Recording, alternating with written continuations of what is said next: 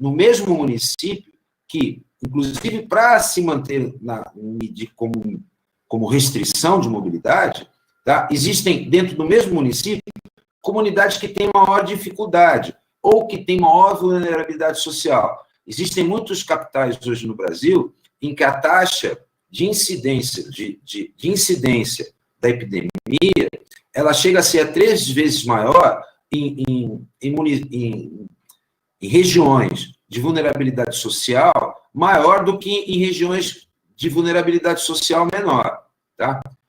Adotar medidas preventivas consistentes em locais de trabalho, né? Mantendo sempre o cuidado de que essas medidas, isso tem sido adotado, que eu sei, aí no estado do Ceará, mas tomando certos cuidados de que, mesmo com essas medidas, tá, não venha a haver aglomerações insustentáveis de pessoas. Né? Tem um caso aqui que eu discuti, inclusive, com o prefeito de São Paulo, sobre a questão da lotação de ônibus, né, que gerou bastante polêmica.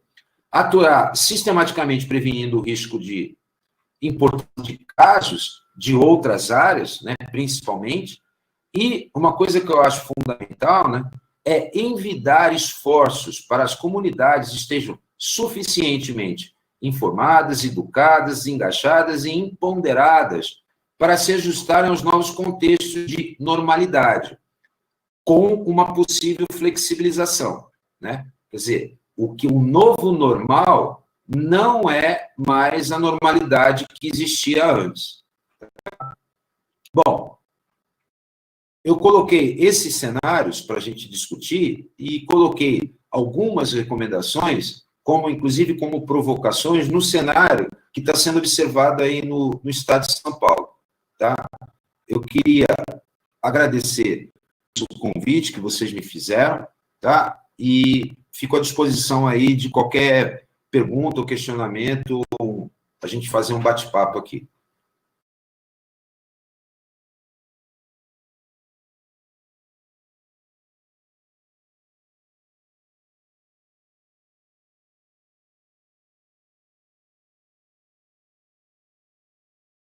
Clélia, você tem que liberar o seu áudio.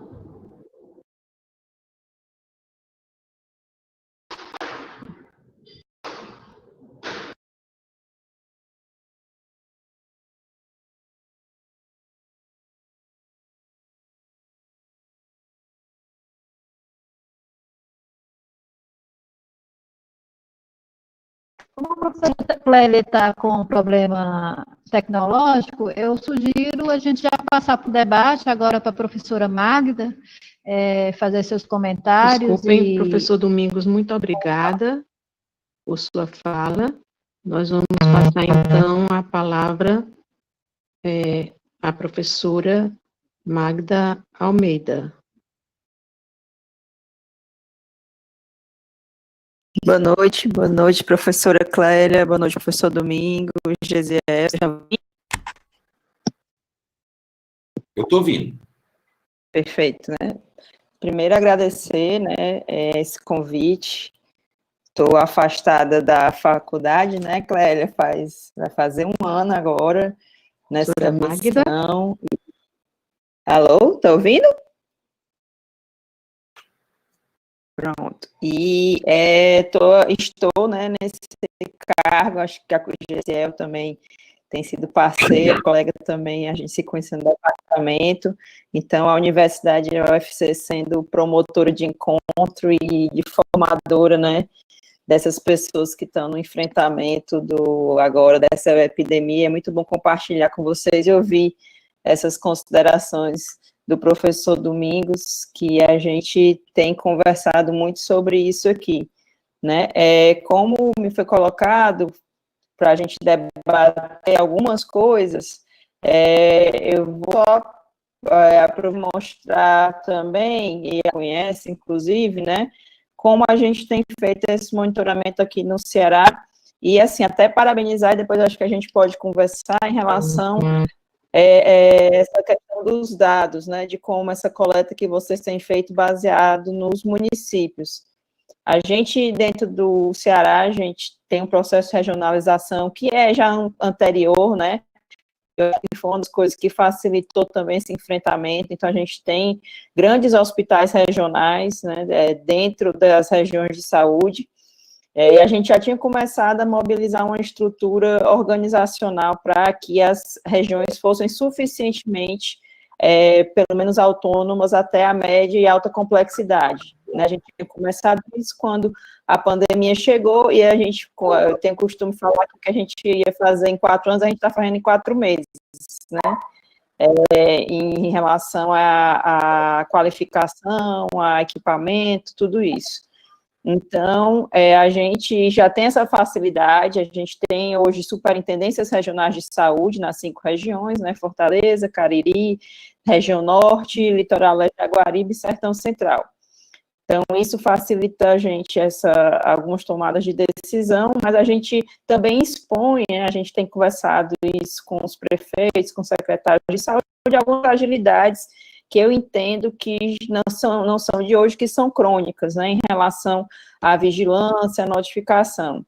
Então, um processo de digitalização dessas notificações não acontece ainda em todos os municípios, né, acho que quem estiver ouvindo da vigilância penou essa semana para a gente conseguir fazer essas auditorias que o senhor tem falado, né, não é fácil. Então, a gente descobre pilhas de papel que estão lá na mesa de alguém para digitar e que saem no boletim do município, mas não estão nos sistemas oficiais ainda.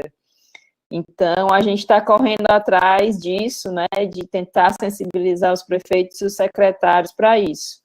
Então, vou mostrar rapidamente aqui como a gente tem feito isso, e muito vai realmente nessa direção que o senhor apontou. Cleicinho, dá para compartilhar a minha tela? Eu compartilho mesmo, é isso? Não sei se o Cleison está me ouvindo. Deixa eu ver se eu consigo compartilhar. Acho que sim. Todo mundo diz que a minha tela, de trabalho é cheia de coisa, né? Vocês vão ver.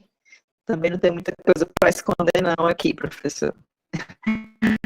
Então, assim, essa plataforma, que eu acho que é a plataforma que que a maioria das pessoas tem acessado aqui no Ceará, né, que é a plataforma IntegraSUS. Ela, na verdade, é uma plataforma de publicização de dados, né? A gente pega os dados que são inseridos nos sistemas oficiais de notificação e transforma de um jeito, né? Isso também tem sido um desafio grande da gente. Como qualificar essa informação, principalmente para o público leigo. Então, a gente já tinha começado aqui com outros indicadores, hospitalares, financeiros, com os indicadores do coronavírus. Então, a gente tem vários dashboards, vários painéis, que à medida que a gente a necessidade foi acontecendo, a gente foi montando esses dashes, né? Então, são, hoje em dia, 13 dashes, né? Alguns não são nossos, o Covid Nordeste, né? E a plataforma de atendimento são dados, mas os outros são dados que a gente está acompanhando. Então, essa plataforma, a gente consegue ver, por exemplo, no dos óbitos Covid, né, e também no outro, a gente acompanha por região de saúde, por macro-região, né, então a gente, hoje em dia, tem tido uma visão, principalmente da região do Cariri, e aí, acho que é um dos desafios, coloca aqui o professor Domingos, né, como a gente fazer com que esses dados sejam entendidos pela população, cheguem através de informação para a decisão. Então, está aqui essa área aqui do Cariri, né, e aí os óbitos, quando a gente coloca aqui, vai, né, o município. Então, chama a atenção, Juazeiro do Norte, acompanhado essa questão através desses dashes. Como ele falou, a gente também tem, né, o painel de análise da flexibilização de alguns indicadores para que a gente tente, né, é importante também que o gestor local, ele é quem sente isso primeiro, né, a gente está aqui longe, na capital, mas ele sente isso antes da gente. Então, a gente tem um painel com os indicadores, né, taxa de positividade, isso aqui é uma coisa interessante que tem caído nas últimas semanas, a taxa de positividade dos exames do LACEN, né, a incidência aí também, que a gente começando a trabalhar por 100 mil habitantes, as pessoas querem muito números absolutos, né, a taxa de mortalidade, aí um dos indicadores do GESEL pode também falar mais em relação à Fortaleza, que tem sido sensível aqui, professor, é a demanda assistencial, não só de taxa de ocupação de leitos, mas também das UPAs, né? Então, quando a epidemia chegou, a gente ainda tinha a gente fez uma compra antecipada, mas acho que todo mundo sofreu isso com a questão das entregas, né? Então, na hora que começou, a gente não tinha ainda todo o aparato tecnológico que havia sido comprado para o enfrentamento. Então, as UPAs foram um ponto de represamento importante desses pacientes. Então, a gente também tem a acompanhar a questão das últimas. Em relação à incidência, professor, também depois, se o senhor pudesse comentar, houve uma discussão em relação se a gente, obviamente que a gente tem que acompanhar, mas o fato de acompanhar a incidência, né, e o número de casos confirmados, se isso não poderia gerar depois uma subnotificação desses casos, né, querendo que se abrissem, na verdade, no intuito de abrir as atividades, de mascarar. Então, esse foi um questionamento, né, de por que não usar tão fortemente esse caso para acompanhar. Então, a gente faz também, essa positividade aqui, né, vai mudar, porque caiu nas últimas semanas, essa projeção em relação aos casos que a gente consegue confirmar, como a gente não tem uma capacidade de teste, né, massiva ainda, a gente tem a projeção considerando que 80% desses casos, desses óbitos, sejam confirmados. Como a gente já tem um algoritmo de priorização dos exames de óbitos, essa curva aqui, esse intervalo é bem menor, né, em relação aos exames. Isso aqui é só para mostrar rapidamente, não vou me deter muito, aí a gente consegue fazer essa análise da taxa de ocupação, isso aqui é no Ceará, então a gente vê que nessa semana realmente parece, principalmente de enfermaria, que tem caído a ocupação. Tá? Uma outra ferramenta que a gente tem usado em parceria com o Laboratório Íris da UFC, e a gente tem, na verdade, tentado fazer com que os municípios utilizem desses mapas, né, e discutam. Então, aqui eu fiz isso agora à tarde. Os casos confirmados das últimas 2 semanas, né, em vermelho, os casos de 26/2, em azul, de 3 a 10 de junho.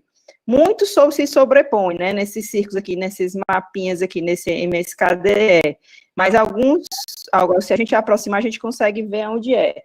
O que é que tem chamado a atenção, né, interiorização, como o professor Domingos falou, principalmente naqueles municípios de pequeno porte, e alguns municípios aqui no interior, Cariri, na região sul, né, apresentam nas últimas semanas que não apresentam casos confirmados. Então, isso é um alerta para a gente, né, uma flagzinha vermelha para entrar em contato com a vigilância desses municípios, Jucás, Catarina, que apresentam óbitos, mas que não tem casos confirmados dentro do sistema. Pode até ser que tenha, como eu disse, está naquela pilha de papel lá na mesa da pessoa da vigilância, né, para fazer essa análise. E aqui também um outro mapa que a gente tem acompanhado, que é a questão do R, né, que a gente sabe que tem todas as suas limitações, principalmente em relação à notificação.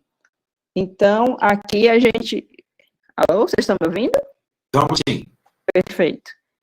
Então, deixa eu só ver se eu consigo regular aqui. Toda vida eu mexo nesse mapa e faço isso. Meu Deus. Pronto.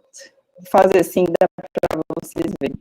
Então, a gente vê aqui no tempo, né, foi um videozinho mostrando como é a dinâmica aqui, o R que a gente já chegou pelos nossos cálculos até 3/3, então 3 pessoas, né, contaminando, mostrando a dinâmica da transmissão no estado do Ceará. Com uma redução aqui, né, obviamente a gente tem nesse ano ainda dados a confirmar. Então, a gente tem acompanhado, na hora que a gente clica aqui, Mombaça, por exemplo, a gente tem um S que não é R0, tá, gente? É RT mesmo, é RT, tá errado no card. Então, a gente vai acompanhando esses municípios e tentando, junto com a vigilância deles, fazer essa integração. O índice de isolamento também, né, que o professor mostrou, que a gente vai acompanhando, Sobe, né, e volta, mas aqui na última semana parece que estabilizou em 53, mas esse mapinha aqui já foi mais heterogêneo, viu, professor? Agora parece que está todo mundo realmente com talvez um pouco mais de consciência, né, com o índice de isolamento aumentando. Estava bem heterogêneo esse mapa, todo colorido, e agora ele está de uma cor só, com esse isolamento acima de 50% em relação a esses analíticos aqui. A última coisa que eu queria mostrar isso é uma outra plataforma que é o Integra SUS Analytics, onde exatamente a gente disponibiliza os nossos dados, as pessoas façam essas análises, né, e as pessoas podem entrar nas discussões, baixar, é uma outra ferramenta que ajuda bastante. Esse aqui eu não sei se eu vou conseguir abrir. Aqui, né? Então, eles podem limites, baixos, tudo, e isso ajuda bastante a gente formar essa rede de integração em relação à inteligência e à transparência né?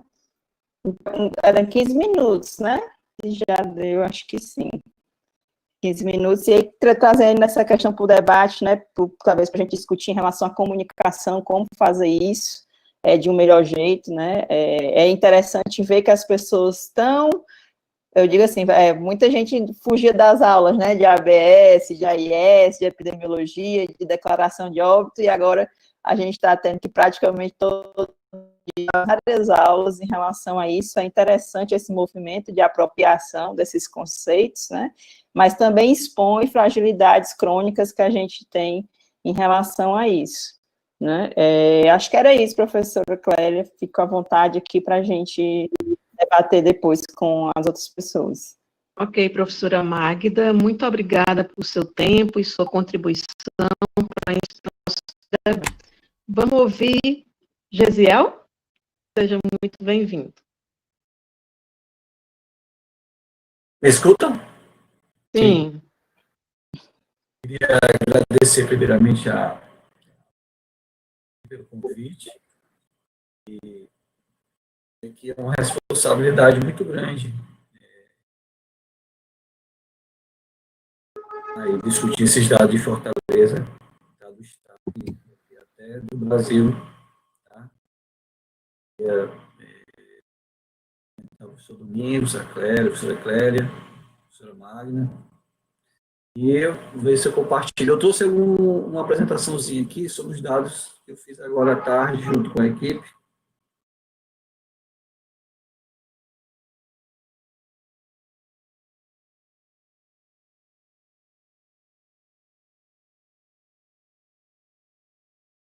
Como é que faz aqui? Porque sumiu a minha telinha aqui. De compartilhar. Apareceu alguma coisa aí para vocês? Ainda não, Gisele. Acho que é lá no final, né? Não, um azulzinho. Sumiu. Eu cliquei e sumiu.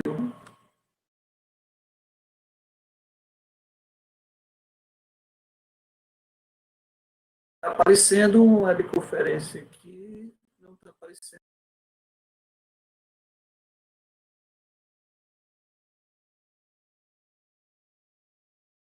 Ah, tá.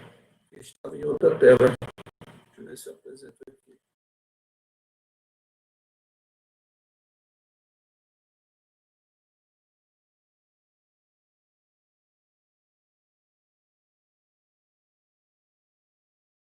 Sua apresentação, Mário, foi no PowerPoint também? Não, eu compartilhei a tela do computador. A minha aqui não aparece. Tu quer mandar para a gente compartilhar, tentar compartilhar? Talvez eu clico por na Gleice. tela e aparece aqui uma tela da webconferência. Ela já está aqui. Como é que eu compartilho aqui? Professor, tá querendo compartilhar a tela? Eu estou tentando aqui. Um minutinho só. Tente clicar no quarto íconezinho agora, do lado da câmera, por favor. Do lado da câmera tem compartilhar a tela. Exato.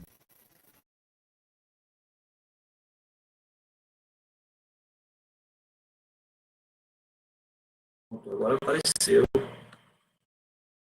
Apareceu aí para vocês? Tá carregando aparecendo, tá carregando. Pronto. Vou observar aqui em relação aos dados de Fortaleza.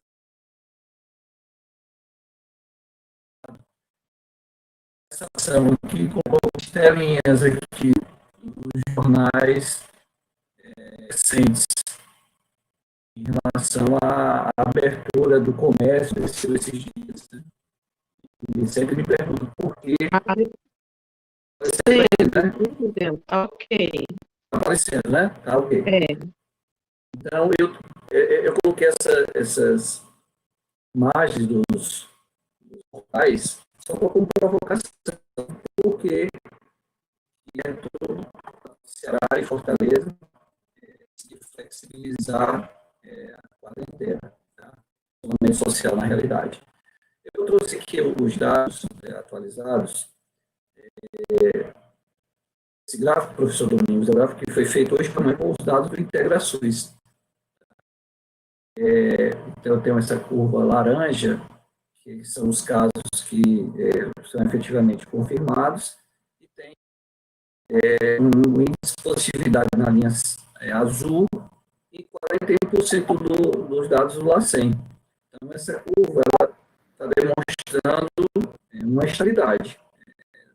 Então, esses dados eles foram feitos agora às 9 da manhã, com os dados às 9 da manhã.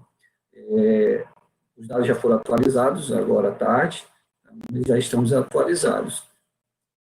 Esse gráfico, ele traz a questão assistencial, tá? Que é a média de atendimento municipal, as UPAs e os hospitais. Então, eu tenho uma média de pacientes atendidos, ela vem reduzindo dia a dia. Tá? É uma constatação para quem está no serviço, em relação à quantidade de internamentos mais graves de associação de enfermaria, o município de Fortaleza, o que chega para a gente dentro da vigilância. Tá? Essas informações dos técnicos da redução e nós comprovamos através dos números. Esse outro gráfico aqui é bem parecido com o que o professor apresentou, mas nós fizemos uma taxa de incidência confirmado por Secretaria Executiva Regional. Nós temos 6 distritos, temos 7, mas os distritos são no Regional do Centro. Então, bem essa questão da incidência em Fortaleza, como é que está se comportando com a data de hoje, de ontem, na realidade. Esses dados também são de integrações, nós trabalhamos os dados e produzimos personalizado para Fortaleza. Tá? Então, a Regional 2, que é a regional que tem um maior poder aquisitivo, tem uma taxa de incidência maior. E a Regional 5 é a que tem uma taxa de incidência menor, né, dentro do contexto de Fortaleza. A Regional 6 está despontando, né, ainda está em terceiro lugar, nós estamos observando como é que está o comportamento da doença nessa regional. As duas áreas, professor Domingos, as maiores termos populacionais e de bairros, são as regionais 6 e a regional 5. Aqui a taxa de evolução de mortalidade. Diferentemente, a regional 2 é a que tinha maior incidência, mas a regional 1 ela tem uma taxa de mortalidade maior. Como Barra do Ceará, Cristo Redentor, Pirambu tem um maior número de casos absurdos e tem as maiores taxas que se refletem na regional. A regional 5, a regional 6 ainda continua com a taxa de mortalidade menor. O gráfico aqui é uma série temporal que demonstra o desenvolvimento da doença por dia. Aí, e a parte em azul são os casos que ainda irão ser confirmados no laboratório. Essa é a nossa curva temporal. Nós estamos hoje, até agora pelo meu dia, com 2.914 casos. E esse gráfico é um gráfico que está está sendo bastante utilizado nas apresentações, que é a média semanal de óbitos e casos positivos. Ela vem decaindo ao longo do tempo, por semana epidemiológica, estamos voltando desde a 13ª até a 23ª. Então, em relação aos óbitos, nós temos, se for formado aí no platô, tá? Da 19ª semana até a 20ª semana, ninguém sabe se isso vai permanecer assim, tá? A tendência de permanecer com esse platô. Aqui nós temos um outro gráfico analisando a questão dos casos que foram positivados, que foram confirmados, e tem a curva dos casos positivos, mais os que estão em análise tomando por base o LACEN, também utilizando os dados do IntegraSUS. Nós baixamos os dados do LACEN e no dia 1/6 até o dia 10/6 deu uma posição de 41%. Fizemos o cálculo para colocar dessa forma. Em relação aos óbitos, hoje nós temos 53 óbitos a confirmar ainda. A grande maioria já está uma curva de casos a confirmar. Ainda uma tendência, quando nós estamos demonstrando aqui, que essa tendência pode estabilizar, e em relação ao que ainda pode entrar no sistema. Os óbitos confirmados também por semana epidemiológica e mês. No período, nós temos uma média de 10,4 óbitos por dia. A de casos ainda de óbitos suspeitos é bastante reduzida.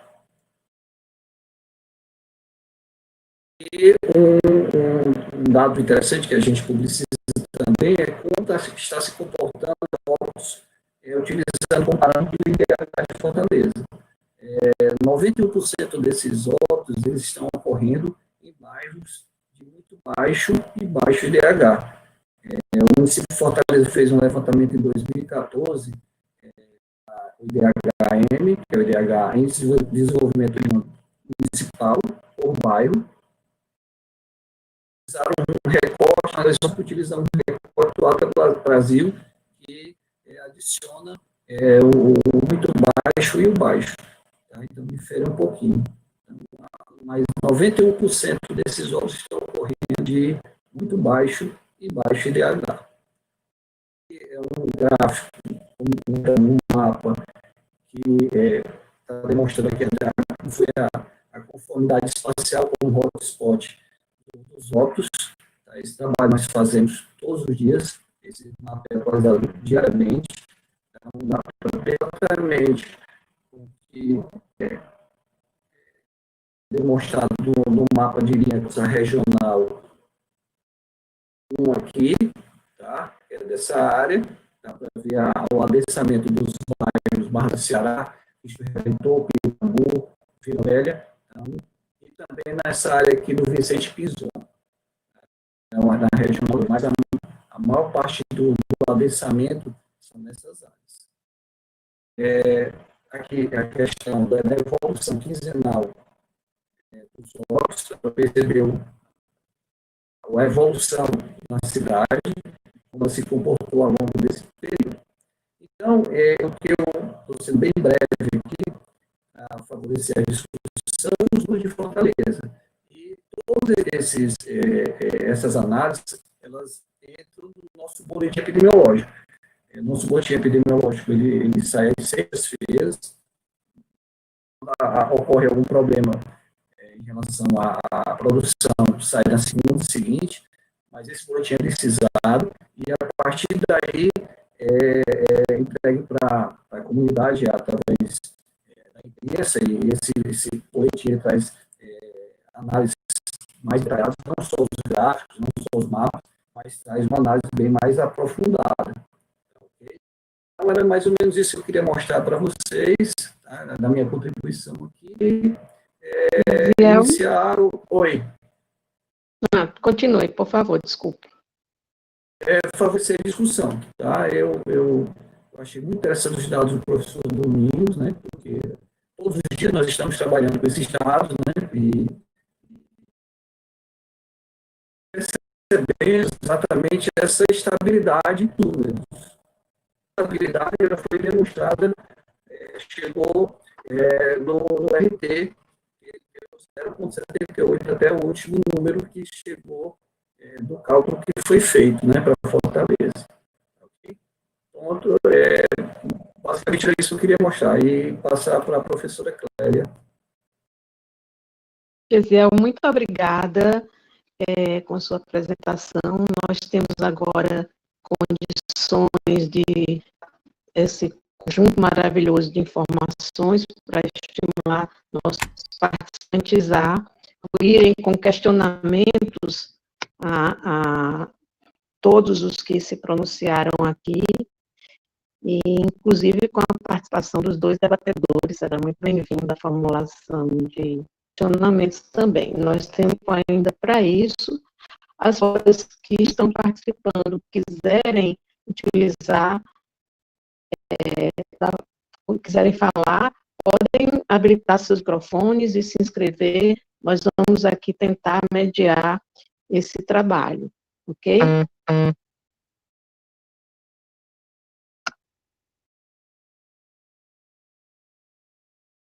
Aguardando as questões. Boa noite, professora Clélia. Oi, Danilo. Seja bem-vindo. Obrigado. Primeiro, eu queria parabenizar o observatório, né, a Carmen, por estar mais uma vez envolvida e desenvolvendo essa atividade, né, desejar melhoras aí à Magda, mais uma vez, e parabenizar o professor Domingos e parabenizar o meu querido colega, o Gesiel, aí pela apresentação. Eu tô há 2 semanas engajado num projeto através do Hospital Sírio-Libanês. Estou acompanhando 2 hospitais aqui em Fortaleza. E o que a gente percebe que nesses 2 hospitais que eu estou acompanhando é que a taxa de internação realmente e a taxa de ocupação e a demanda por leitos específicos de Covid, ela vem diminuindo. Mas, paralelo a isso, a taxa de ocupação por outros agravos outros agravos que não sejam Covid, ela vem aumentando, né? E aí existe uma preocupação que a gente vem observando se esse adoecimento ele não tem também alguma relação com a Covid, né? E eu acho que a gente tem que começar também a monitorar, tem que começar a observar essa tendência, porque senão a gente, com essa abertura, com esse relaxamento, e com esse novo cenário que vem se acompanhando, que vem surgindo, né, a tendência pode ser que realmente a gente tenha um cenário mais preocupante no estado do Ceará se as pessoas realmente não respeitarem esse relaxamento gradual que foi estabelecido pelo estado do Ceará, e já querendo parabenizar tanto na figura da Magda como do Gesiel, tanto a postura adotada pelo governo do Estado, pela Secretaria de Saúde do Estado, como pelo município de Fortaleza, pela Secretaria de Saúde do município de Fortaleza. Mas, nesse sentido, tentar colaborar com a discussão e a gente começar a refletir também sobre outras questões. Obrigado, gente. Obrigada, Danilo. Vamos, então, ouvir nossos convidados em relação à questão colocada.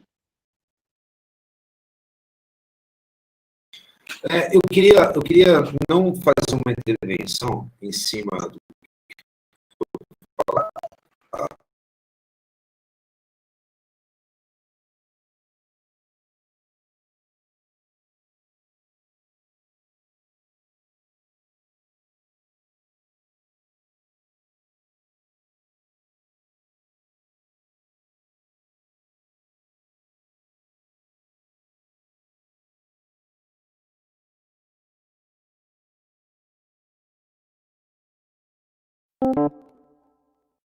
da possibilidade do aumento de internações por outras doenças, né? Então, por exemplo, hoje, olhando lá, estão todos esses parâmetros, né? O cenário está muito bom. Vocês acham que as medidas de relaxamento, né, principalmente a partir de Fortaleza, né, vão contribuir de uma maneira favorável para esses indicadores ou vão contribuir de uma maneira negativa? Voltando, por exemplo, àquela parte da minha apresentação, que segundo a OMS, nós tínhamos que observar todos os indicadores, tanto os indicadores epidemiológicos como os indicadores relacionados ao oferecimento de serviço, né, leitos, etc. e tal, se mantendo estáveis por no mínimo 2 semanas, 3 semanas. Vocês acham que foi o momento certo de relaxar agora?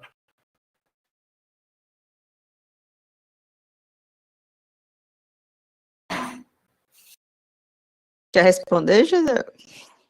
Bom, 1 minuto ainda, eu só gostaria de... Algumas pessoas não conseguiram ouvir o professor Domingos, né? Então, eu gostaria de tentar situar a pergunta que foi formulada à professora Magda, ao professor Gesiel. Como é que eles percebem a questão do relaxamento do isolamento social, os impactos disso? Foi isso, professor? Eu posso falar em relação aos números. Os números realmente estão bons, né? E a partir desses números, aí o Comitê do Estado, o Comitê Científico do Estado, ele assessorou tanto o prefeito de Fortaleza quanto o governador em relação a essa questão. E a questão do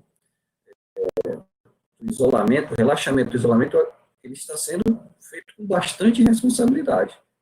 Como que eu falo de responsabilidade? Uma etapa, ela só pode ser efetivada com os indicadores da etapa anterior.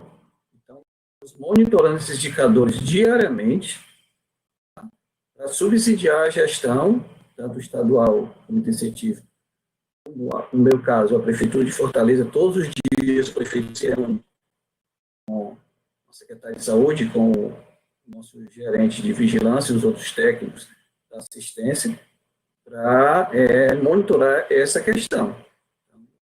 Qualquer situação que eu posso falar de Fortaleza, que se mudar o panorama, o próprio prefeito já, na imprensa, já falou que não teria problema nenhum se as pessoas não respeitassem, porque, na realidade, se relaxou em algumas situações, mas, por exemplo, o centro de Fortaleza, no primeiro dia, na segunda-feira, parecia um final de ano. Então, foi problemático. Há uma consciência que, se os números piorarem, nós estamos prontos, tá? Tanto a Prefeitura de Fortaleza quanto o Governo do Estado, em relação aos outros municípios, para tomar as iniciativas que forem necessárias.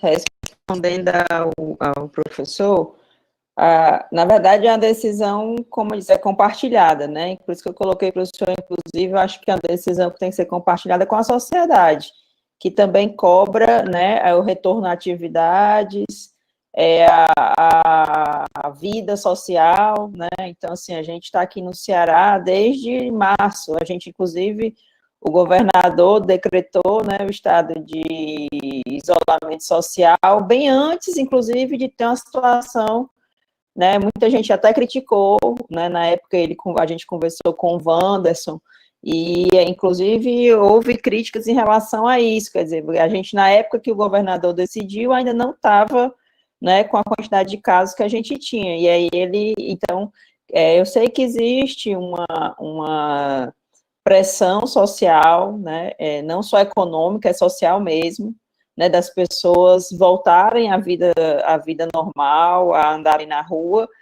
Então, acho que tem que ser uma decisão compartilhada. O que é que mostrou os dados é que, realmente, nas últimas semanas, as taxas de UPAs, né, e de internação dentro da capital, elas reduziram. Mas, no mesmo decreto, onde houve, né, o planejamento das etapas de abertura, também houve o decreto de lockdown nos locais do interior, onde a gente mostrou para ele que não tinha como, a incidência estava aumentando, então, principalmente a região norte, né, Acaraú, Sobral, Tianguá. Então, a gente ficou praticamente uma semana onde todo dia a gente tinha reunião com todos os prefeitos, né, das regiões, mostrando os dados para que isso seja uma decisão compartilhada, porque eu acho que esse foi uma das coisas de sucesso de Fortaleza, né, Gesiel? A gente sempre decidiu junto, assim, os dados, os indicadores, né, as decisões que vão ser tomadas, e aí, acho que esse movimento, junto com as regiões de saúde, né, junto com os prefeitos do interior, também está no mesmo decreto, onde houve, né, a fase de reabertura, o planejamento da fase de reabertura, como o Gesiel falou, a gente sempre deixou muito claro, e o governador, não existe relaxamento, a gente vai observar, a gente pode tanto ir para frente, mas como pode ir para trás. Mas aí também acho, professor, que entra um outro paradigma, que inclusive eu discuti hoje com uma colega da faculdade, que é esse compartilhamento de responsabilidade com o poder público, né? Eu vejo que o poder público ele é muito cobrado de tomar decisões, né, de fornecer um aparato, mas que tem que lembrar que as decisões individuais, elas fazem parte também disso, né? Então, se eu vou para a rua, assim, é preciso ir para o shopping, consumir agora, né? A gente tem que fazer, acho que também essa reflexão como indivíduo, né? Dentro da sociedade de consumo, eu preciso estar dentro do shopping consumindo que tipo de serviço, né? Casa Pio, tudo bem. Quem é que está andando que precisa de sapato desse jeito, né? Então, assim, me preocupa, entendo também a sua preocupação no sentido de flexibilizar, né? De informar, mas eu acho que a gente também tem que empoderar o cidadão para isso. Né? Esse novo normal. O que é que vai ser esse novo normal? Né? A gente vai continuar mantendo o mesmo padrão de consumo? Será que a gente não avaliou que consegue viver sem algumas coisas? Né? Então, eu acho nesse sentido. Não decisão. Eu acho que naquele momento foi a que deveria ter sido. Né? Se os indicadores estão mostrando que tem uma redução, essa taxa de positividade no LACEN caindo para Fortaleza, estou falando para Fortaleza, porque para os outros locais é um outro cenário, né? Inclusive porque nos outros locais, e aí foi uma coisa que o prefeito de Fortaleza também, com muita responsabilidade, assumiu, eles sabem que, por exemplo, para a região de Fortaleza, né, falando de região, os outros municípios utilizam a rede de Fortaleza. Então, não era só, né, observar as UPAs de Fortaleza, mas observar a rede privada, em que a gente também tem acesso dentro do IntegraSUS, a gente monitora, inclusive, a rede privada de hospital, né? Então, isso ficou muito claro para ele, que mesmo que em Fortaleza houvesse, que se está havendo uma redução, a gente tem que observar os municípios vizinhos, né? Aquilo que o senhor falou. Não adianta só ver um município separado, a gente está vendo uma rede hospitalar toda. Né? Então, a gente fico temerosa, óbvio, né, quando eu vi as cenas, eu estou em casa há 15 dias, mas vi as cenas da aglomeração, como o Gesiel colocou, eu quase tenho um ataque cardíaco, né, mas eu acho que isso tem que ser compartilhado, né, a gente observa, dá a liberdade individual que as pessoas façam suas escolhas, né, e a partir do momento que a gente vê que está sendo um risco sanitário, a gente volta atrás com medidas mais duras, essa é a minha percepção. Obrigada, professora Magda, professor Gesiel. Nós temos agora algumas questões formuladas pelas participantes. Mulheres estão fazendo perguntas aqui. Eu vou fazer um esforço para sintetizar e direcionar, não direcionar, mas à medida que vocês se comoverem, se sentirem tocados pelas questões, por favor, contribuam com os nossos participantes. Primeiro, vem uma preocupação com relação à atenção primária, trazendo foco no isolamento social, por um lado, né, em que se argumenta que a expansão, o controle, né, e as medidas para acompanhar essa pandemia têm sido muito baseadas na expansão da assistência hospitalar. Então, a preocupação é com a atenção primária e com o isolamento social em relação a como é que está a política de rastreamento e monitoramento dos contatos no Ceará, nos territórios, com as equipes de saúde da família, como é que vem se dando esse processo, né? E Por outro lado, né, também ligando as medidas de monitoramento e de controle da pandemia, considerando a limitação dos exames diagnósticos.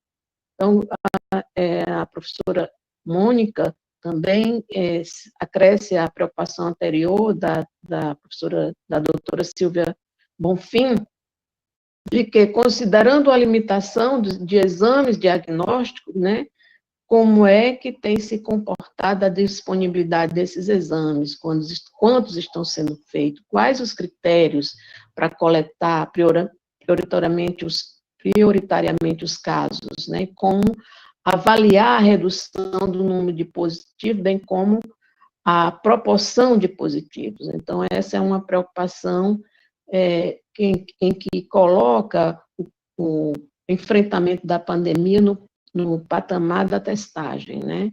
E uma questão específica da professora Márcia Machado é como vocês avaliam o número de casos em crianças no Ceará e em São Paulo. Depois eu passo uma preocupação com o seu desafio, professora Magda. Alguém está perguntando, mas já eu faço, depois que vocês responderem.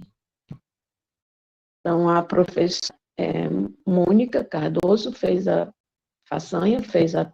pergunta sobre a questão da testagem. Atenção primária, a doutora Silvia e a professora Márcia Machado, o número de casos em criança em São Paulo e no Ceará. Como é que vocês avaliam? Com vocês.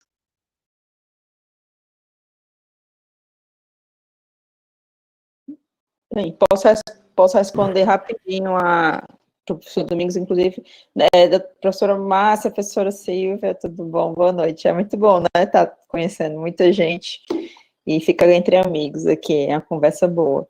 Para quem está isolado, então é ótimo. A questão da testagem. A gente ampliou a testagem, né, do LACEN para o EMOSSE também, e a gente fez um edital de chamamento público para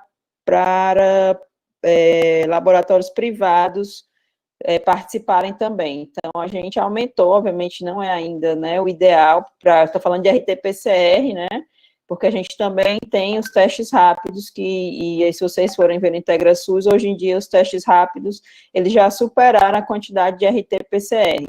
Então, como a gente também monitora as farmácias, laboratórios privados, isso aumenta, obviamente, o número de testes que aparecem lá. Mas a gente permanece ainda com a mesma indicação do Ministério para casos suspeitos, né, síndrome gripal e SRAG, que é uma crítica, assim, a gente precisa ampliar essa vigilância, né, de síndrome gripal, e aí já colocando a outra pergunta em relação à atenção básica. Entendo que a atenção básica, no começo, ficou meio perdida por conta de falta de EPI. Eu acho que os municípios não acreditaram na gripezinha que estava vindo, e aí não os culpo, porque mesmo dentro da própria secretaria, acho que o José acompanhou isso, né, a gente apontava e as pessoas não acreditavam, né, vocês estão investindo muita energia num negócio que não vai chegar aqui.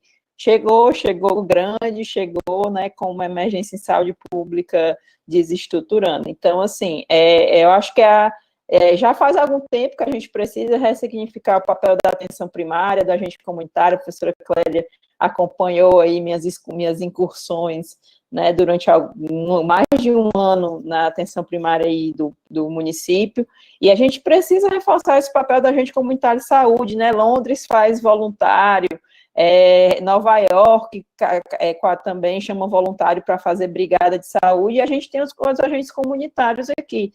Então, aquela velha planilhinha, né, que a gente fazia de diarreia, de pneumonia, a gente precisa fazer de gripe, de síndrome gripal agora para acompanhar. Eu vejo que, não falando do município de Fortaleza, que já tem uma vigilância mais estruturada, mas nos outros municípios menores eu vejo uma dependência muito grande do Estado para ter os dados, para fazer essas análises que o professor Domingos mostrou, para entendeu? Para tomar decisões. E o Estado não tem perna para tudo isso. Então, a gente até, inclusive, entrei em contato com o pessoal do UFC, que eu acho que é uma formação que tem que ser feita, investida dentro do Estado, que é de epidemiologista, né? de pessoas de saúde pública que entendam disso, para qualificar a vigilância nesses municípios, porque não adianta eu produzir o dado se o gestor não consegue, né, transformar aquilo em ação e em decisão. E a gente tem visto muito isso, uma dependência muito grande do Estado em relação à produção desses materiais e para tomar decisão, né? E aí, já respondendo em relação às crianças, o Ministério emitiu um alerta, agora eu não sei dizer quando, né, em relação a síndromes inflamatórias em crianças, e a gente observou realmente nas últimas, a gente inclusive hoje chegou a notificação e a gente já repassou para os hospitais para fazerem os casos sentinelas de síndrome inflamatória tardia em crianças.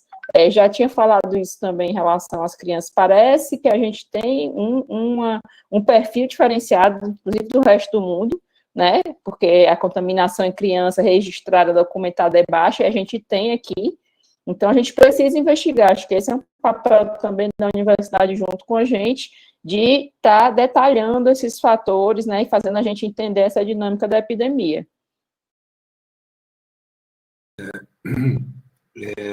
Com relação aos casos em crianças, aqui no estado de São Paulo, até onde a gente consegue monitorar, né, os casos têm mantido o mesmo padrão, mais ou menos observados as porcentagens, né, internacional, com um pequeno desvio, né, mas ainda dentro do padrão. Uma coisa que, há algum tempo atrás, junto com a professora Margarete Dalcom, nós estávamos explorando, né? Nós fizemos um trabalho que não está no portal, inclusive, de mortalidade, hospitalização e número de casos, distribuição por faixa etária. Porque a Margarete Dalcom, há muito tempo atrás, logo no começo da epidemia, ela começou a epidemia colocando uma hipótese de que a epidemia ia rejuvenescer no Brasil. E nós fomos atrás disso, né? Verificamos esse padrão, né, de acometimento em pessoas mais jovens do que estava sendo observado, por exemplo, na Europa. Tá? Bom, e onde que eu quero chegar? A um dado que até agora eu não entendi adequadamente, mas que está no painel atual do governo brasileiro. Quando você entra no painel geral, tem lá aquela história, né, da modificação, que as pessoas ainda não se entenderam, né, mas dentro do painel, você pode ver, quando você vai olhar as hospitalizações, você tem no SRAG as hospitalizações de síndrome respiratória aguda grave, por faixa etária. E me surpreendeu desde lá, e até agora ninguém conseguiu me explicar isso, né, adequadamente, já noticiamos isso várias vezes, né, a seguinte coisa, lá mostra que existe uma taxa de hospitalização por síndrome respiratória aguda grave para o Brasil, tá, em crianças abaixo de 6 anos, de uma maneira exagerada. Só para vocês terem uma ideia, eu estou com um painel aqui aberto. Atualmente, nós temos em torno, nessa faixa etária de hospitalização de síndrome respiratória aguda grave, tá? Em torno de 9.000 casos. Isso é uma coisa noticiada pelo governo brasileiro. Veja, como a professora falou, a gente até pode observar para alguns estados um desvio, né, de afecção, né, de algumas desconfianças que se pode ter em crianças, né, mas não é de todo comum você pensar que uma grande incidência, né, vai acontecer nessa faixa etária, tá? Então, veja, por que eu estou colocando isso? Porque isso sempre me chamou a atenção. Quer dizer, nós temos uma epidemia diferente acontecendo no Brasil, em paralelo, tá? De síndrome respiratória aguda grave, numa faixa etária abaixo de 6 anos, porque até onde eu sei, até onde eu estudei até agora, não é Covid para essa faixa etária. Não com essa incidência, né, dentro dessa faixa etária. Isso me chamou a atenção. Faz uns 2 meses que a gente fez esse estudo já, tá? Mas permanece. Obrigada, professor Domingos. Alguma complementação? Podemos passar para mais uma etapa de questionamentos, mas adiantando que a plateia está aqui tecendo muitos comentários elogiosos ao nível das contribuições de vocês e do debate que está sendo suscitado. Né? Letícia Pinho está perguntando em que parâmetros são baseados os índices de isolamento social aqui em Fortaleza e em São Paulo.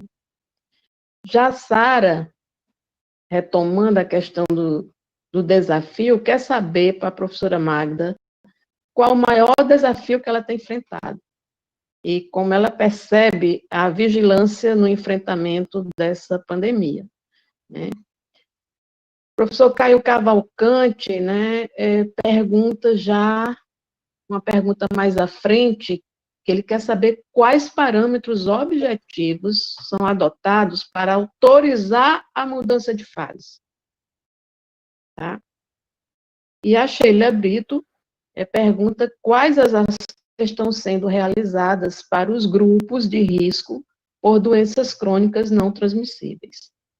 São vários desafios aí a responder. Posso fazer um comentário? Eu tenho um compromisso daqui a exatos 5 minutos. Eu vou ter que deixar aqui o evento. Tá? Eu tinha me preparado para ficar até as 8, e aqui é o dia todo, cheio de pequenos compromissos. Tá? Eu vou ter que deixar vocês aqui, se vocês não se importarem. Sim, nós previmos até 8 horas, já estamos com 11 minutos, podemos colocar mais 4 minutos para as respostas às questões formuladas, dado que não vieram mais até o presente, e as considerações finais. Assim, o senhor fica conosco até o fim, professor Domingos. Tá bom. Então, já respondendo a questão aqui de São Paulo, eu, honestamente, eu tenho atacado veementemente o relaxamento aqui, inclusive acusado de que existe um certo cinismo, né, nas medidas de relaxamento. Só para vocês terem uma ideia, como foi colocada a pergunta, né, aqui existe uma progressão entre os municípios do estado de São Paulo, que é por cores, né? A vermelha, que é a mais restritiva, que seria retomar as medidas de restritividade, depois que você abre shopping, amarelo, você vai abrindo mais coisa, verde, etc. e tal. Bom, o que a gente vem atacando aqui no estado de São Paulo? O fato de que essa possibilidade de você voltar, né, de você passar de uma fase para outra, ela está única e exclusivamente visando o comércio, visando o consumo, como a professora falou agora há pouco. Né? Em que sentido? Vejam bem, o Gesiel colocou agora, né, vários indicadores, e como eu coloquei na minha fala, né, que tem que ser observados concomitantemente para você saber se está funcionando ou não. O Gesiel, ele foi bastante pontual na quantidade de indicadores que tem que ser administrado. E aqui, a decisão ela é feita em a menor nota no indicador do sistema de saúde que pode oferecer e dos indicadores epidemiológicos. Então, só para vocês terem um exemplo, um município aqui no estado de São Paulo, ele pode ir aumentando a sua taxa de ocupação de leito até perto de 80%, tá? E mesmo assim, duplicar em uma semana o número de casos e duplicar o número de óbitos. Por exemplo, laranja, amarelo. Na nossa opinião, isso não é de maneira nenhuma você fazer um monitoramento da situação real que está acontecendo. Como eu coloquei na minha apresentação, as recomendações da OMS é que esses indicadores, conjuntamente, tá, diminuam, tá, de maneira sustentável, por um prazo grande, de 2 semanas a 3 semanas. Tá? Então, é mais ou menos assim, que é diferente do que tem sido feito aí no Ceará, em particular. Tá?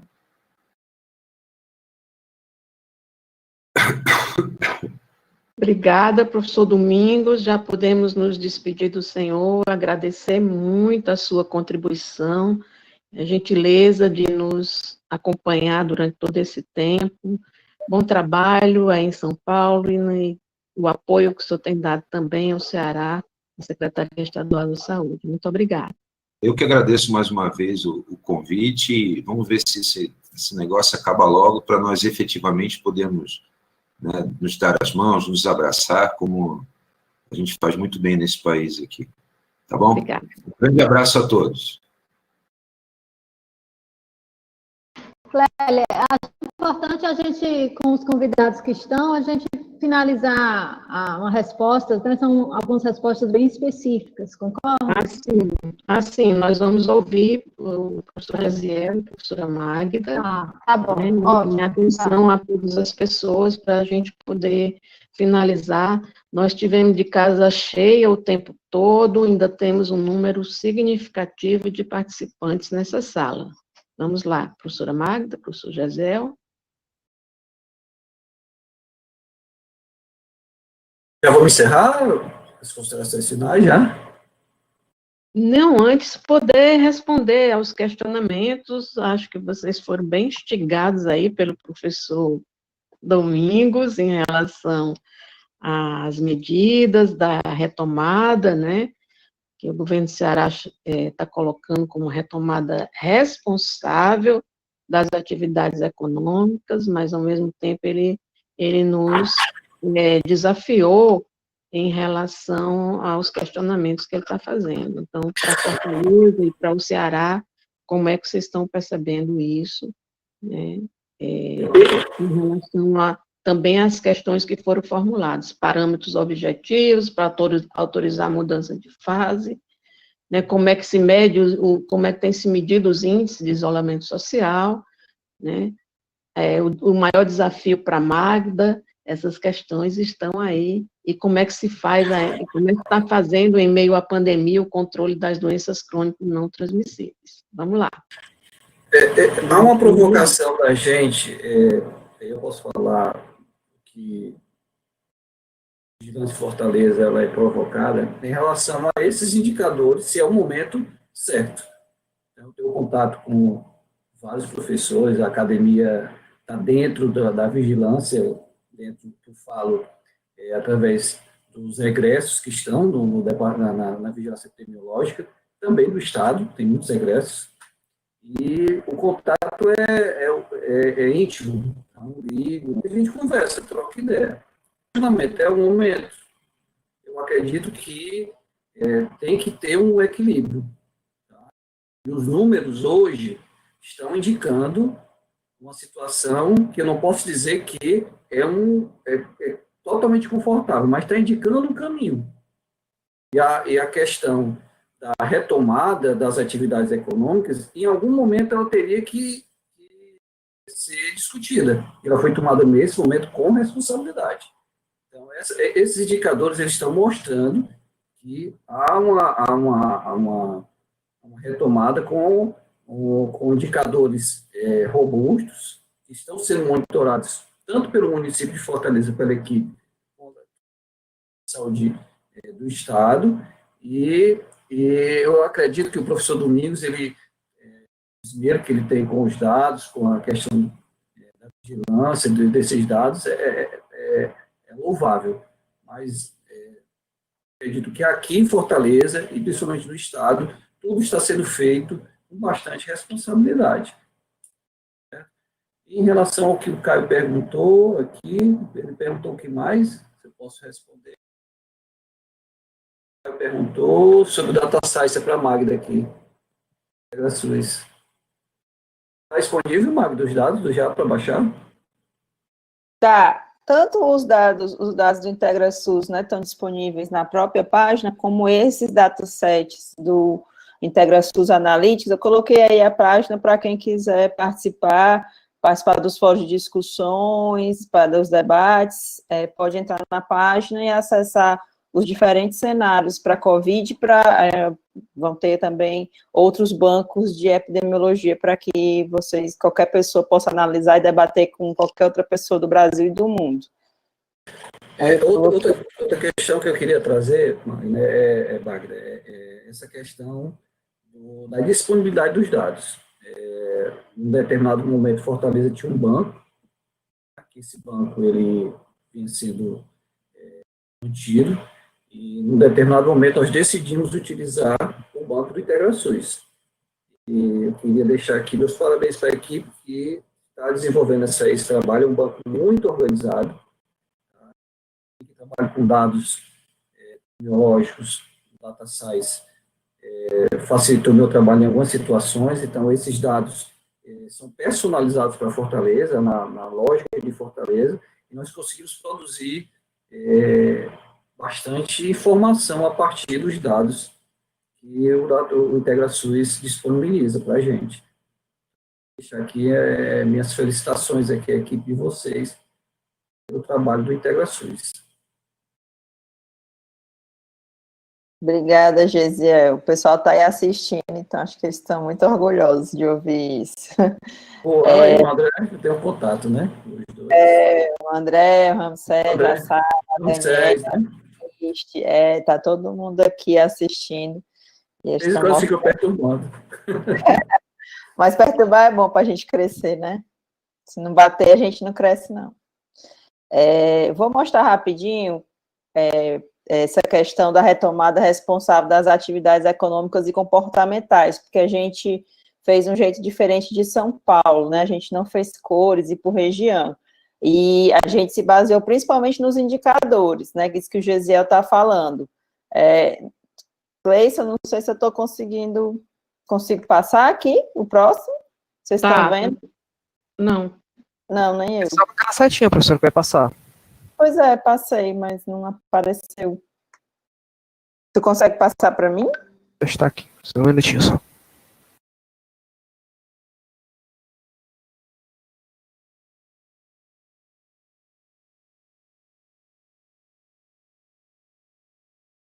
O Cleison vai passar, porque eu não estou conseguindo passar aqui da minha máquina. Pronto, é esse mesmo, Cleison.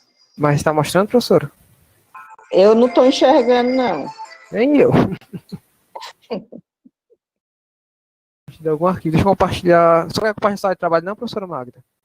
Eu ver, então. Eu faço. Pode ser. Pois libera para mim. Não, aí, por favor.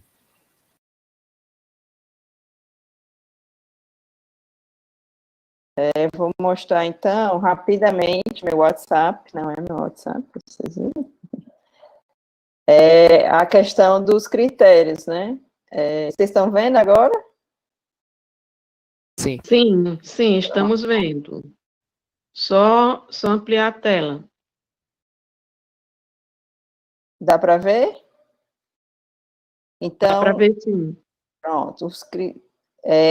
A gente, diferente do professor Domingos faz em São Paulo, a gente, os critérios são todos juntos, né? E, não é ou.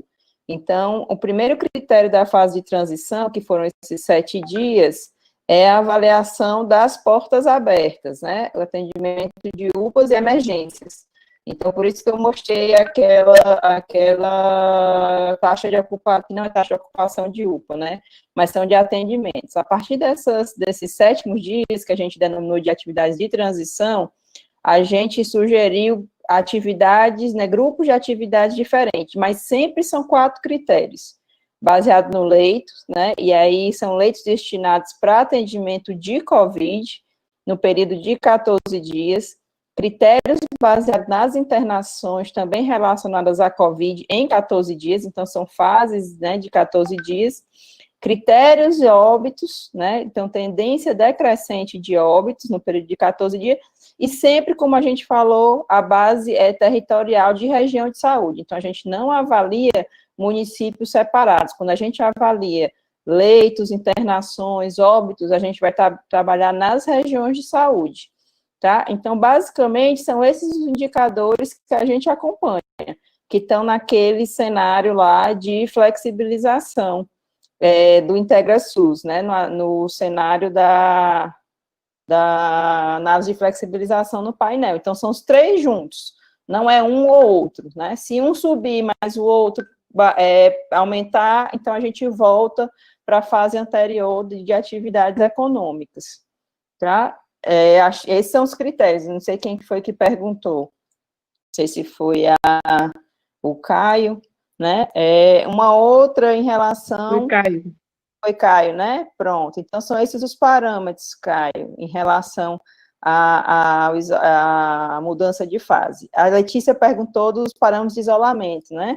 Aquele que eu mostrei, Letícia, são parâmetros de um data center que mostra a mobilização dos celulares. Então, eles se juntaram, né, sem isso, para os gestores estados, mostrando o isolamento através da movimentação de celulares. A gente também tem uma outra ferramenta com a segurança pública, mas eu acabei não mostrando aqui, aquela que eu mostrei em relação à movimentação de celulares, tá? Do grupo de risco de doenças crônicas, né? Eu não entendi, professora, do grupo de risco em relação se o tratamento em relação ao grupo de risco para a COVID, ou como esse tratamento está sendo feito para as doenças crônicas além do COVID. Se alguém pudesse me responder, eu fiquei sem entender. E a Sara, o grande desafio... A Sara perguntou do grande desafio na gestão, né? Primeiro, eu acho que é mobilizar as pessoas, né? Para isso, como eu falei, da comunicação em relação ao entendimento, né? Do que são esses dados, de onde é que eles vêm, porque quando o IntegraSUS surgiu, parecia que a gente tinha inventado esses dados, não era, Gesiel? E aí a gente tem que falar toda a vida que dados que vêm da vigilância do município, que a gente só publiciza, né? Então, que tem que ter qualidade nesses dados. A gente tem uma dificuldade, por exemplo, dos dados hospitalares, né? Da quarentena de papel. Então, o grande desafio, acho que é qualificar esse registro, né? É uma mudança de paradigma, inclusive, muito importante. Acho que até foi interessante o Gesiel falar isso, né? Os municípios têm os bancos de dados deles. E aí a gente precisa estar sempre, né, se ele não faz a utilização como Fortaleza faz, a gente precisa estar fazendo essas auditorias de informação. Então, acho que a qualificação, a Sara respondendo, né, é a principal dificuldade, assim, na gestão, né, a qualidade da informação e o tempo oportuno que essa informação chegue. A gente está vendo que na epidemia, né, é interessante quando eu preciso explicar lá no governo, por exemplo, que banco de mortalidade a gente fecha com 6 meses, quase 1 ano, né? É uma coisa que está todo mundo percebendo agora. Sim. Mas para quem é da vigilância, isso é normal. Então, eles não entendem como é que não chegam as informações, né? E eles, bem, é assim.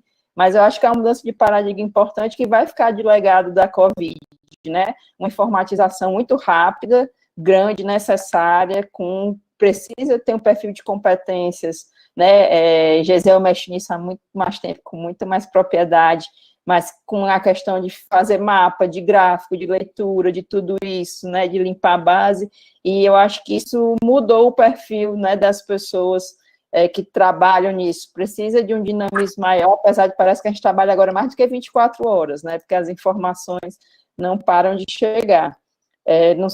Realmente só queria saber se podia definir melhor essa questão do grupo de risco para eu poder responder.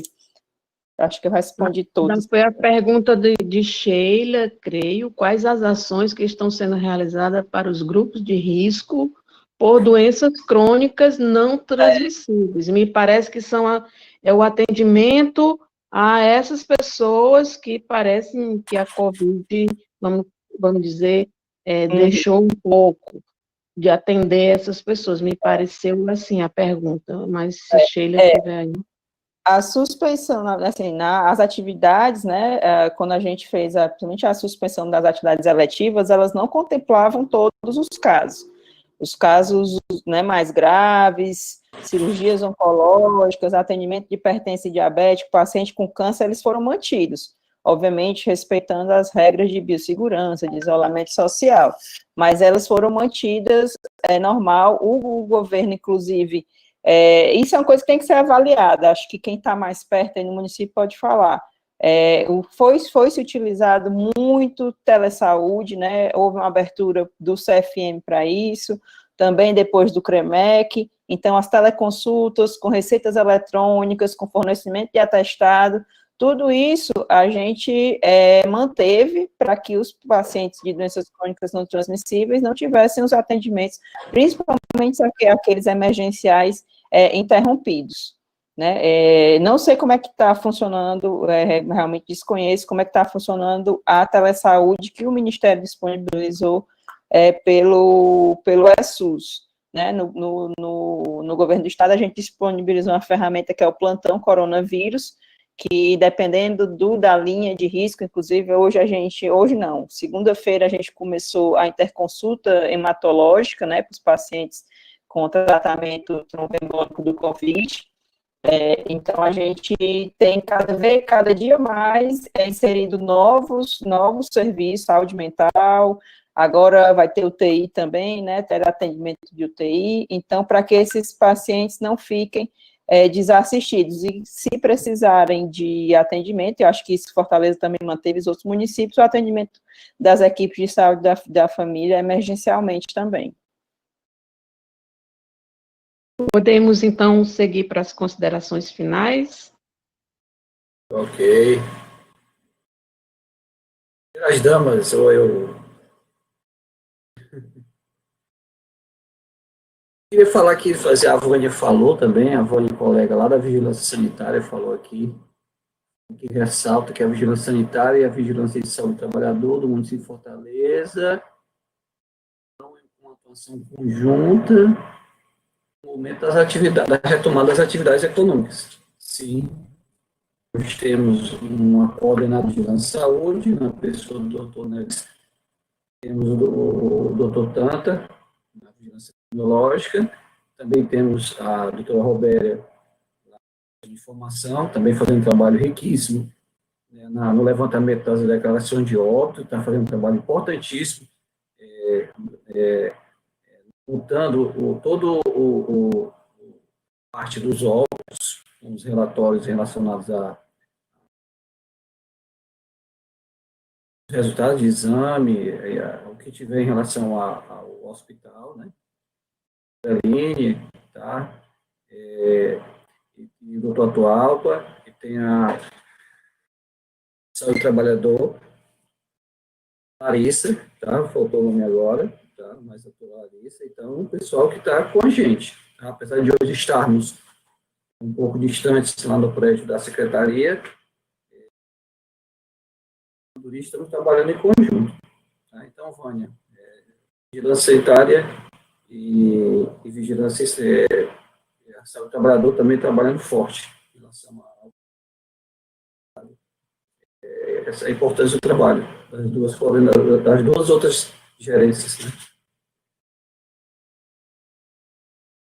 E, no meu caso, eu queria agradecer. Tá? Em relação ao convite, foi uma surpresa. Obrigado a Carmen, o professor Ricardo, que reforçou no outro dia, eu não tinha dado a resposta, mas o professor Ricardo reforçou o pedido.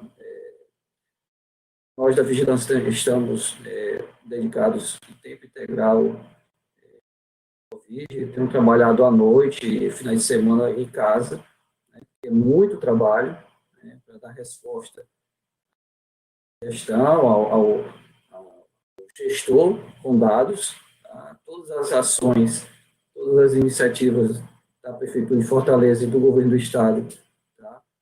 São pautadas em dados, tá? Nada decisão é tomada sem análise desses dados, então a gente tem trabalhado bastante. Acredito que a Magna tem trabalhado bastante, né? À noite, altas horas. Eu, praticamente, trabalho até um determinado momento e depois não consigo mais. Tá bom? Queria agradecer e esse momento rico aqui no meu grupo, tá bom? Obrigado.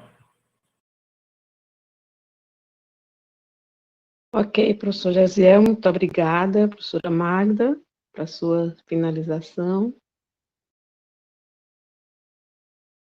Professora Clélia, agradecer a oportunidade, né, a Carmen do Observatório, o convite para debater com esse público, que eu acho que é um público, inclusive, formador de opinião, né, e é importante a gente estar compartilhando essa via de mão dupla aí com a universidade, e acho que a gente vai ter que fazer, assim, participar desses encontros ativamente. Gisele, mas eu não durmo agora, não é por causa de outra cor, não, é o corticoide mesmo, viu?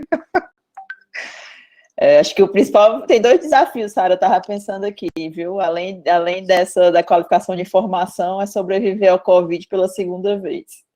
Esse acho que está sendo o principal desafio, né? Então, para agradecer aí as perguntas e espero que esse grupo que participou também contribua nos próximos passos, né, em fazendo essas investigações que vocês também levantaram aqui em relação às crianças, em relação a essa ascensão. Acho que a universidade precisa estar junto, né, da gestão e mostrando que cada vez mais, acho que um dos legados que eu espero que as pessoas não esqueçam, né, porque a gente parece ter a memória bem curta, é a importância da universidade pública, né, nessa luta, e então, todos acho que estão aqui, se não são professores, já foram alunos da pós-graduação, das especializações, né, que a UFC, Departamento de Saúde Comunitária e das outras faculdades já fizeram, então mostrando que se a gente não tivesse esse legado, esse respaldo, talvez a gente estivesse numa situação muito mais complicada hoje. Então, espero que a gente aprenda essa lição, que a gente precisa de investimento na ciência, né, precisa de investimento na saúde pública, precisa de investimento na pós-graduação em saúde pública. Então, quero agradecer mais uma vez, obrigada. 3 coisas marcaram muito esse debate.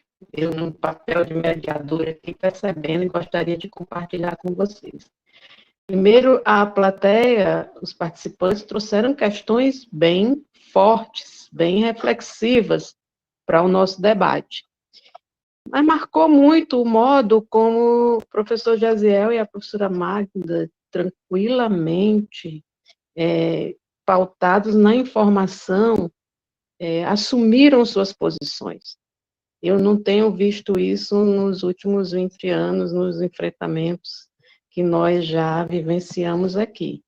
Então, acho que essa pandemia traz mesmo esse aprendizado da gente compartilhar o conhecimento, ouvir as pessoas e haver um respeito no debate. Eu acho que marcou muito esse nosso debate. Vocês também olharam para as equipes de vocês, as pessoas que estão na retaguarda, e do trabalho de vocês que vieram comunicar aqui hoje. Isso é muito bonito. E, nesse sentido, eu gostaria também de falar um pouco do making-off desse nosso encontro, que teve todo o respaldo do professor Fernando Pires, pelo Observatório de Políticas Públicas, pelo professor Ricardo Pontes, em relação ao OPP da Saúde, e particularmente, de modo bem do coração mesmo, agradecer a Carmen, tanto o convite para mediar esse debate, quanto todo o apoio que ela deu aqui no WhatsApp para que as coisas pudessem funcionar por trás, agradecer